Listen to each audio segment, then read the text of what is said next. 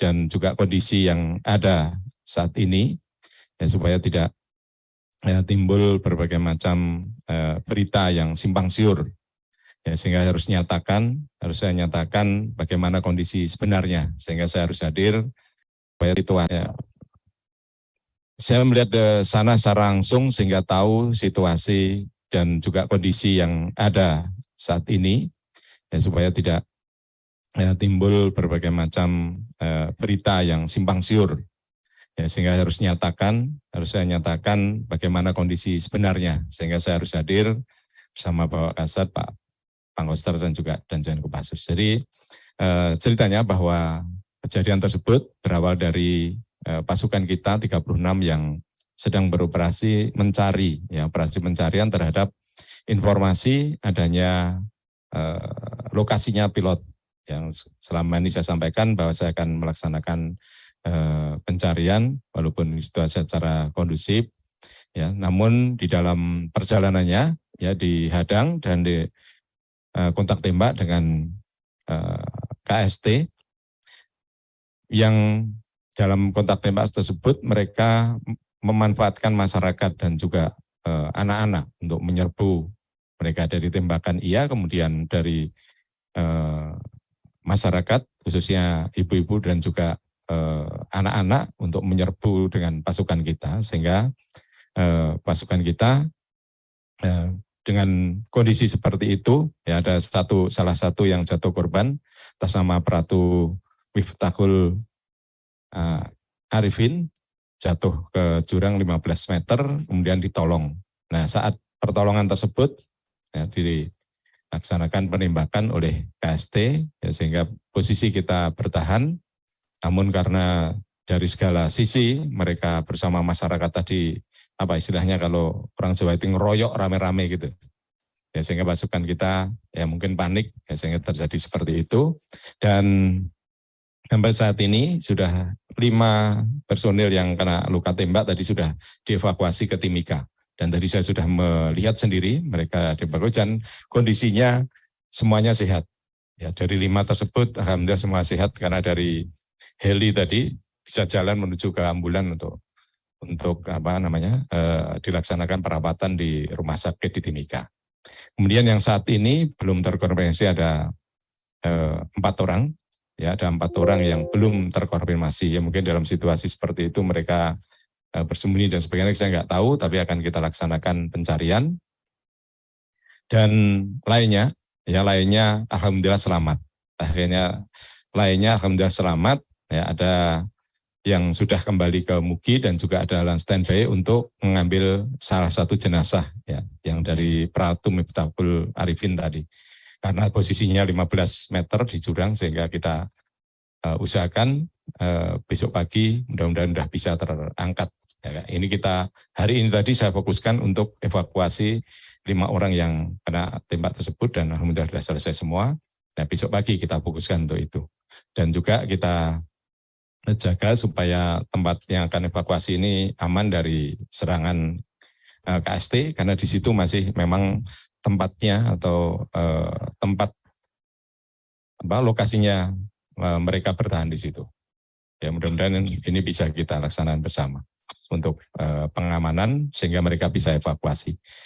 Jadi ke depan dengan adanya kontak tembak seperti ini, daerah-daerah yang kerawanannya tinggi seperti ini, nanti akan saya tingkatkan dari operasi yang biasanya PAM Rahwan, karena PAM Rahwan ini kalau ada penduduknya, kalau nggak ada penduduknya seperti ini dan tempatnya sudah diketahui bahwa itu adalah markasnya KST, ya kita laksanakan ya, operasi siaga tempur.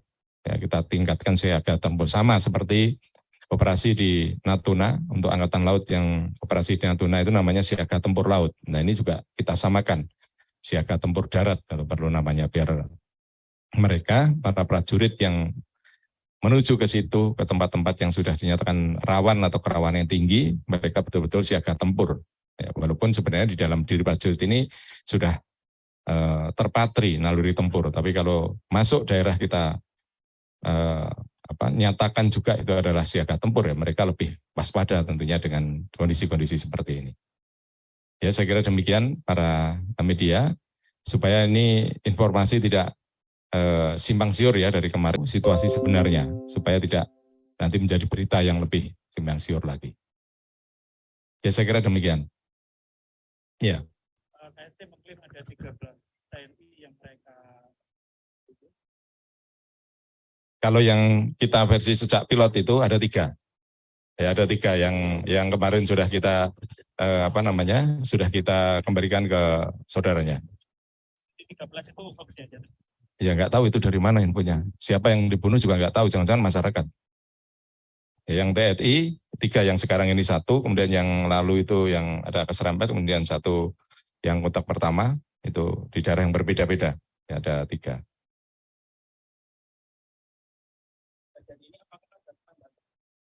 Tidak ada. Jadi penambahan personil itu bukan penambahan yang kemarin kita kirim, itu adalah pasukan-pasukan untuk rotasi.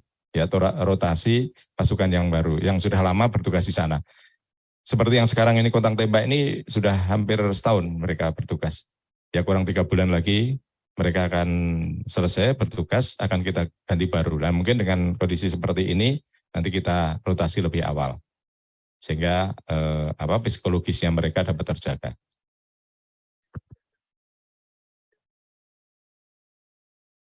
Enggak, jadi ini untuk memberikan penanda kepada prajurit semuanya bahwa operasi apabila di daerah situ, ini tidak semuanya ya, tidak semua di Papua operasi siaga tempur.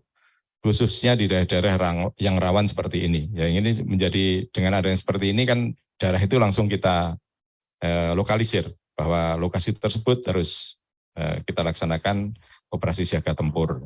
Sehingga prajurit yang di situ dan di situ tidak ada penduduknya, ya penduduk yang istilahnya penduduk yang seperti ada perangkat desa dan sebagainya itu. Nah penduduk di situ adalah penduduk binaan yang digunakan untuk menyerang kita tadi.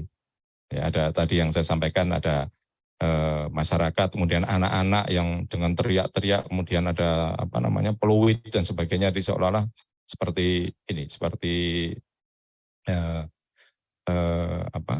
memberikan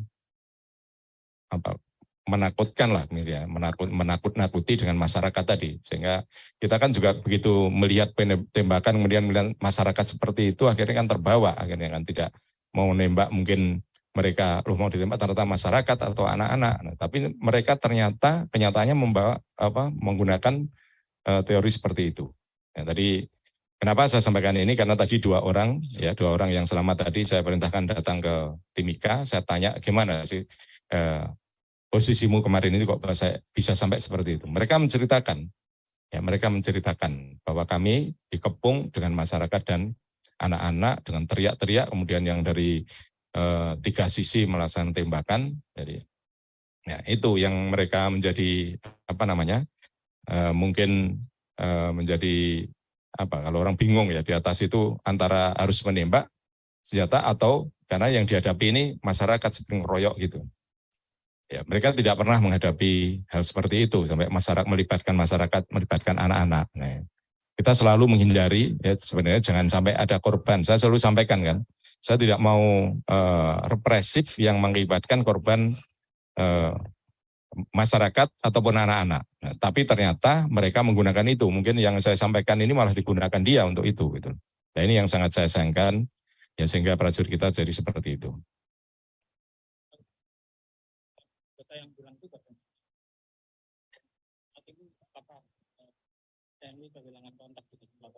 Ya tadi, ya dari lost kontak lah istilahnya, kita belum ada kontak. Mereka kan dibekali setiap tim ada komunikasinya.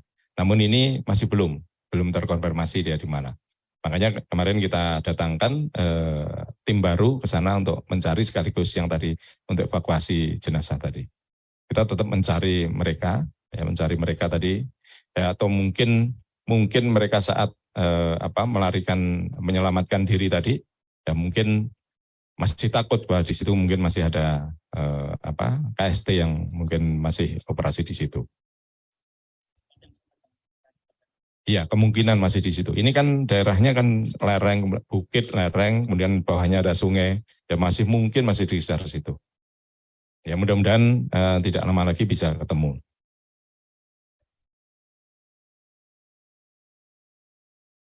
Ya dari Ya kita nggak tahu daerah situ siapa pemimpinnya, tapi kan pada masyarakat pada tanya Panglima Eka ya. Kemungkinan kalau di situ memang markasnya itu Egyanus Kogoya. Ya, kelihatan di situ memang ya daerahnya daerah Mugi Komplek, daerah Duga itu di Kabupaten Duga.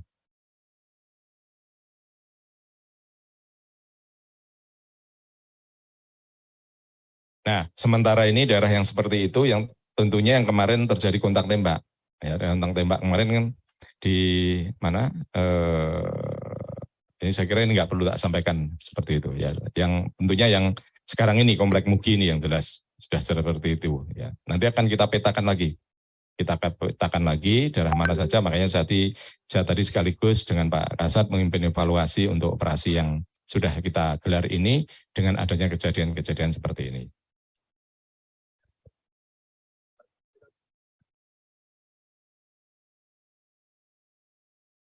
Ya, jadi ini yang kita ada operasi yang tergelar baik di Papua maupun Papua Barat, Papua Barat Daya. Ini sebenarnya sudah meneruskan dari operasi PAM Rahwan, PAM Perbatasan. Nah, ini semuanya 11.400. Seluruh pasukan kita yang tergelar di sana, di seluruh ini, bukan hanya di pegunungan saja. Jadi di Papua Barat Daya, Papua Barat sampai di Papua.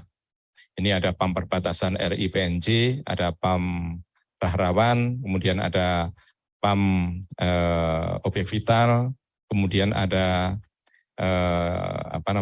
operasi persiapan untuk Kodam, kemudian Kodim, Koramil, ini juga ada operasi untuk persiapan, daerah persiapan pendirian dengan adanya daerah otonomi baru, ya juga kita siapkan untuk nanti pendirian Kodam, Kodim maupun Koramil. Ini juga kita siapkan pasukannya untuk sampai sekarang ini mengawali awal untuk Kodam, Kodim, dan Koramil persiapan. Ada lagi?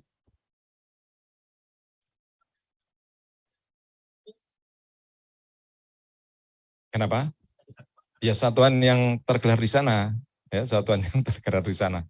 Yang kemarin, ya itu loh, yang ini kan ada pasukan dari mana-mana ini. Kemarin yang saya berangkatkan itu aja ada yang dari Medan, kemudian ada Palembang, kemudian ada dari Kalimantan Tengah, kemudian ada yang dari Makassar, ada yang Surabaya. Nah, ini dari semua pasukan nanti kita petakan. Tadi siaga tempur itu metakan saja, mana daerah mana yang harus kita siaga, ya, operasinya pada siaga tempur.